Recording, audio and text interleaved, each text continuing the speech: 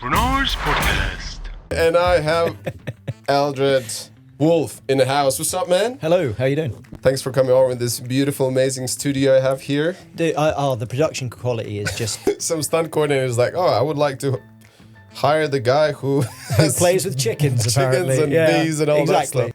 It does this by dancing around in a small circle, wiggling its little bottom to explain the direction of flight and the distance.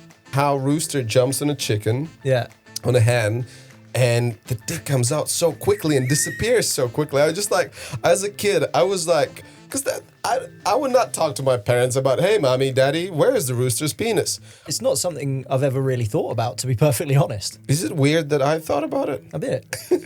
So the best one I ever had, I was sat on a bench at my allotment that I built myself, and I sat down and I had a drink of blackcurrant cordial that I'd made myself from fruit I'd grown, and I had my sandwich from bread I'd made that morning, wrapped in a wax wrap that I'd made myself from things from my bees, and it was a peanut butter and jam sandwich, and I'd made the jam from fruit I'd grown. I sort of heard this squawking and I ran over, and the fox had her in his teeth. No. So I ran over, like kicked the fox, it ran off, and then it was like she'd had a stroke, like one side of her body didn't work. Oh no. Basically, a queen will mate once in her life.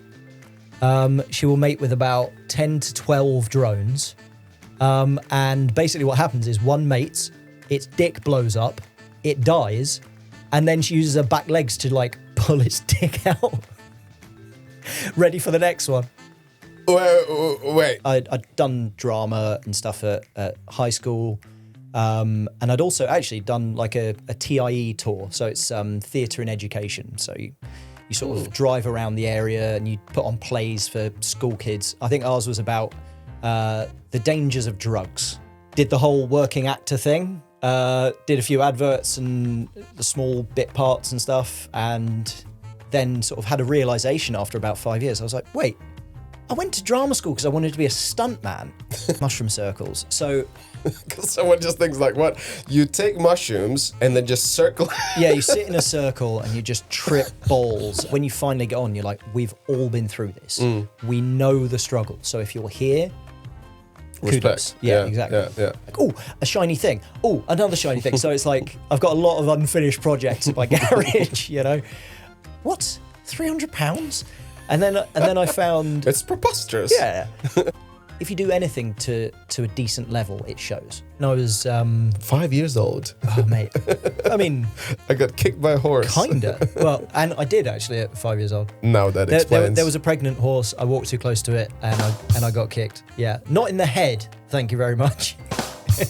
You work, but you don't see the direct correlation between the amount you work and what you get for it, right? Because obviously, to me, it was my friends were playing on the street, like having fun, and I had to have my ass up, face down in a garden and weed some potato stuff, which is, was horrible.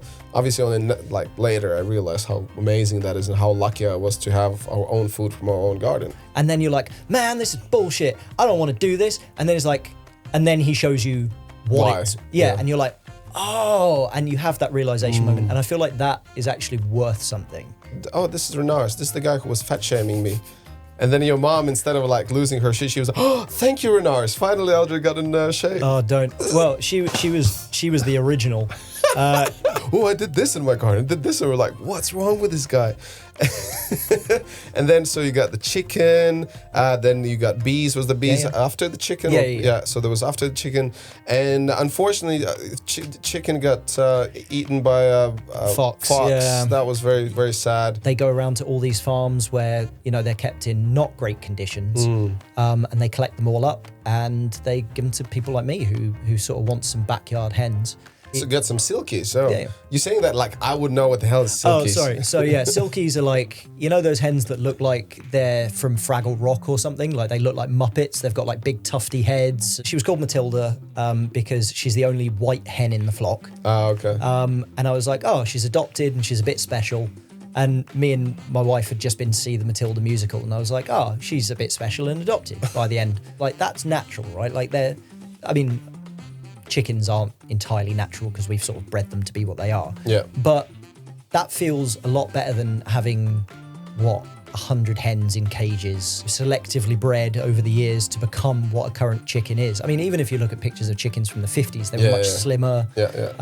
They were more for eggs than they were for meat. So, they had much less developed sort of like breast muscles and stuff. So drones are the... Drones, so you did drones. So they are the male bees in a hive.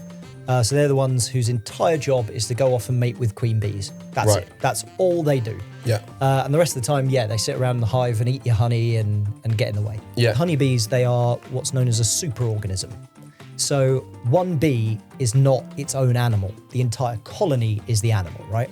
Structure, Oh, Verotis. I remember those. I remember that as a kid when I saw them first time, I was like asking to my neighbor, what the hell is that? That looks, scary. And they even don't call them just bugs, they call them a virus. Sort of, yeah. But they're tiny little bugs on the bees. Yeah, we're currently dealing with an influx of Asian hornets, or giant Asian hornets, or Japanese hornets, or whatever you want to call them. And there's been a load spotted near me, actually, which is troubling. But the, DEFRA are trying to deal with it there. So drones are the... Drones, so you did drones. So they are the male bees in a hive. So they're the ones whose entire job is to go off and mate with queen bees. That's it. That's all they do. Yeah. And the rest of the time, they sit around in the hive and eat your honey and get in the way. Yeah, as a kid when I saw them first time, I was like asking to my neighbor, what the hell is that? That looks, scary. And they even don't call them just bugs, they call them a virus. Sort of, yeah. But they're tiny little bugs on the bees. Yeah. So one bee is not its own animal. The entire colony is the animal, right? There you go. Moment we're currently dealing with an influx of Asian hornets, or giant Asian hornets, or Japanese hornets, or whatever you want to call them. Yeah, kind of. So why would it vomit to other bees' mouth? So basically, every bee has a very specific task, right? You have forager bees that go around and collect. You have nursery bees, which look after the young. You have cleaners that just keep everything spick and span. You even have graveyard bees that sort of are there to get rid of the dead and diseased bees sort of around the bottom. Are those all bees exactly the same? Yeah. Like biologically and everything is biologically exactly the same. But just they have different tasks. The thing about honeybees is, you know how they sting us and they die? They sting another insect, they don't. Like the whole thing is that we've got really elastic skin, so their barbs get stuck. So they can sting other insects and they're fine. Infinitely, yeah. Oh, wow. Yeah. Blah, blah, blah. Renars Podcast.